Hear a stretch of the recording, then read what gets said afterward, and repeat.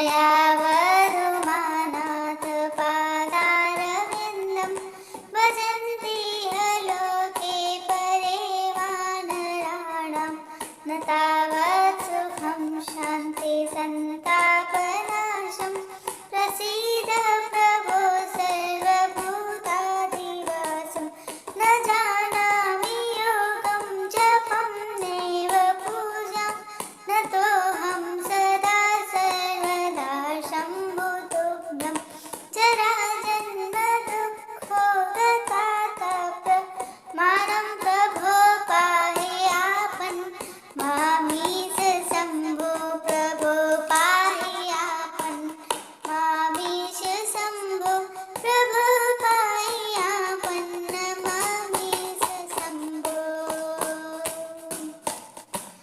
रुद्राष्टकमिदं प्रोक्तं विप्रेण हरतोऽसे ये पठन्ति नरा भक्ता तेषां शम्भो प्रसीदति। रुद्राष्टकमिदं प्रोक्तं विप्रेण हरतोऽसे ये पठन्ति नरा भक्ता तेषां शम्भो प्रसीदति।